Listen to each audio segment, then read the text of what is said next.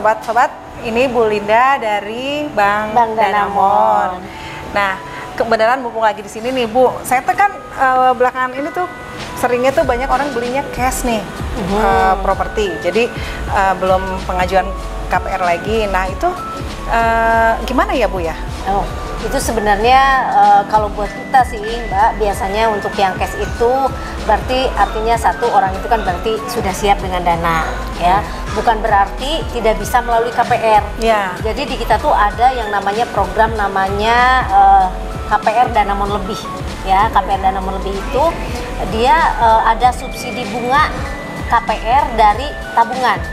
Biasanya kan kita kalau misalnya punya tabungan nih, saya punya tabungan di Bank A misalnya kan, KPR-nya di Bank A juga nih, gitu kan. Nah, si di bank ini saya punya tabungan katakanlah 1 miliar, pinjaman saya itu misalnya 1 miliar. Nah, kalau misalnya saya beli cash, selesai uang saya juga tidak jadi apa-apa ya Mbak ya, artinya uang saya habis saja kan, itu karena dibeliin aset. Ya, aset. Sementara mungkin sewaktu-waktu saya perlu buat usaha saya, perputaran usaha. Ya. Nah, kalau dengan Danamon Lebih, uang tersebut tetap bisa disimpan di namanya tabungan KPR Lebih. Ya, disimpan di tabungan KPR Lebih, mendapatkan suku bunga persis sama dengan suku bunga kredit. Jadi ini sangat bagus buat menyiasati yang suku bunganya floating.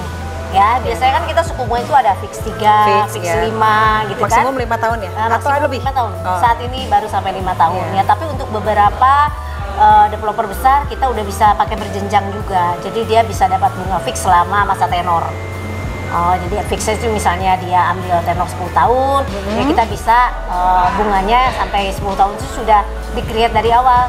Tahun ke-1, ke-2 berapa, ke-4, ke-6 berapa, kemudian 6 sampai 10 berapa gitu. Itu juga beberapa sudah ada program di Danamon seperti itu. Kalau orang mungkin kenalnya bunga berjenjang.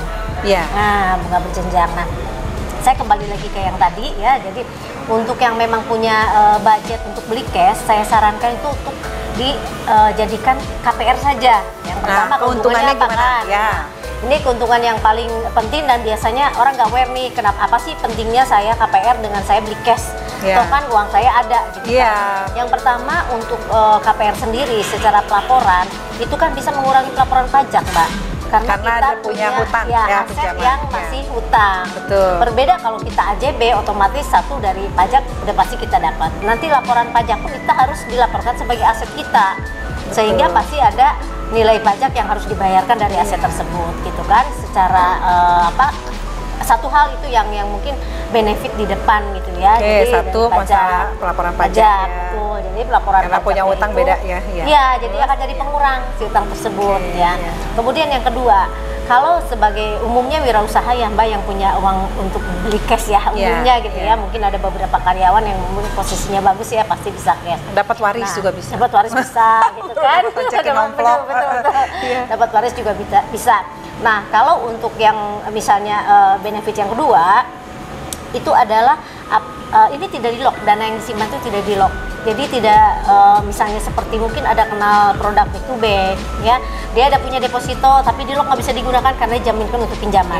Kalau ada jangkanya baru boleh diambil. Betul. Gitu kan? Kalau ini dia tidak di lock di dalam tabungan tersebut, sehingga kalau misalnya sewaktu-waktu dibutuhkan itu untuk misalnya tiba-tiba ada yang harus dibayar atau dapat tender atau apa, itu bisa digunakan dulu. Dipinjam. Ya, digunakan saja tidak apa-apa. Memang nanti akan mengurangi dari benefit suku bunganya. Namun tetap rate-nya sama gitu. Rate-nya tetap sama. Mau misalkan dari 1M tiba-tiba turun jadi 500 gitu ya. Nah, tetap aja rate-nya itu sama. Kalau misalnya rate KPR-nya katakanlah 4%, ya dia juga tetap dapat bunganya 4%. Ya. Jadi bebas ya, itu mau pinjam bebas. Berapa lama, nggak ada jangka batasannya.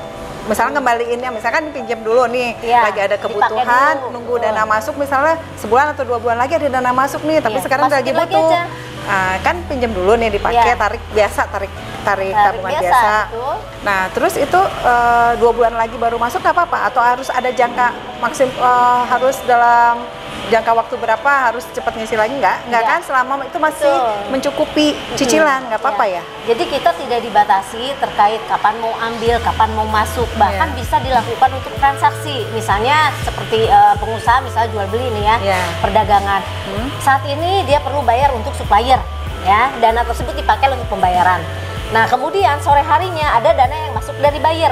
Otomatis itu jadi nambah saldo juga, Mbak. Yang keluar katakanlah misalnya 200, yang masuk 100 tetap ditambahkan dengan saldo yang tadi. Sehingga di akhir hari, kita kan hitungan akhir hari dulu nih, Mbak.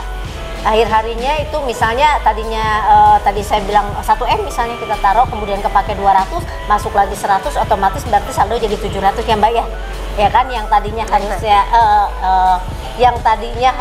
800 ya. Betul nggak sih? Sisa saldonya jadi 900 saldonya karena ada masuk 100. Ya kurang lebih seperti itu sih.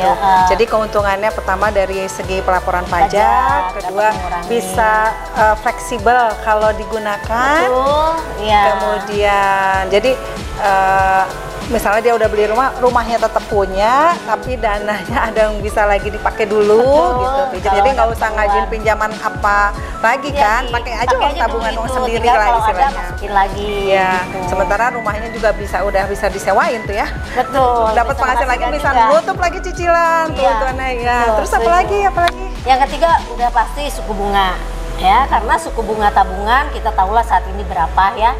Suku bunga tabungan dengan suku bunga kredit pasti lebih besar suku bunga kredit. Nah, tabungan ini pun diberikan suku bunga yang sama dengan suku bunga kredit, sehingga otomatis suku bunganya juga iya jauh lebih besar dari suku bunga tabungan biasa gitu.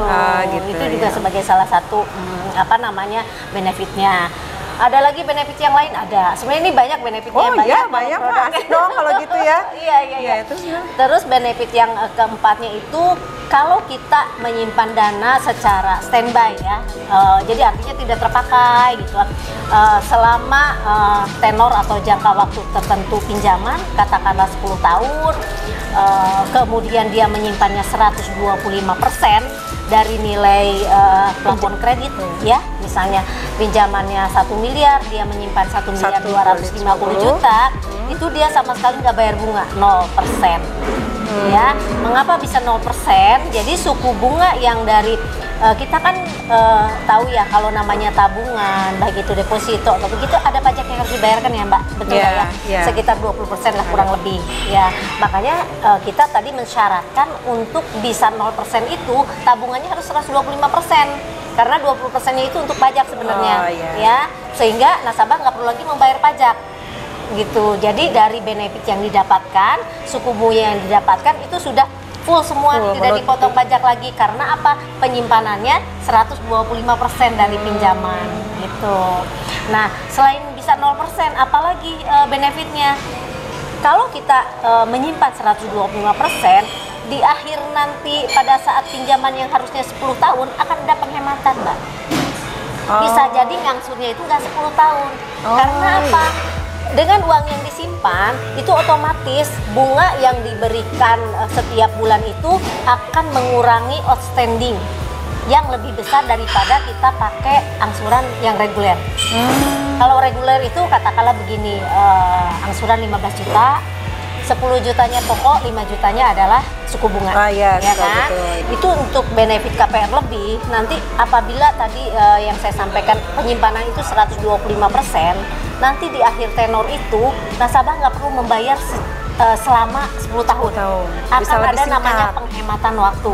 Karena apa? Tadi saya sudah ilustrasikan bahwa misalnya kalau biasanya di reguler itu cicilan 15 juta itu 10 jutanya itu untuk pokok, 5 jutanya untuk suku bunga. Karena ada subsidi bunga, otomatis yang 15 juta itu masuk semua ke angsuran. Nah, outstanding otomatis akan lebih cepat selesai. Sehingga angsuran juga nggak harus nyampe 120 bulan, 10 tahun. Bisa aja dia hanya membayar mungkin 110 bulan gitu ya. Ada selisih dari itu, jadi bisa memperpendek juga. Tidak perlu kita mengajukan pelunasan, itu akan lunas dipercepat dengan sendirinya. Ibaratnya kita udah bisa terima surat lunas sebelum jatuh tempo kredit. Keren, asik ya. Jadi sobat-sobat, ternyata kalau orang yang KPR itu nggak selalu memang dananya nggak ada. Jadi kita punya uang cash pun banyak benefit yang dapat kita ambil kalau kita menabungnya dengan cara KPR dan namun lebih. Untuk info lebih lanjutnya bisa menghubungi Bu Linda. Oke. Dan untuk propertinya bisa menghubungi Leli ya. Sukses bersama keluarga.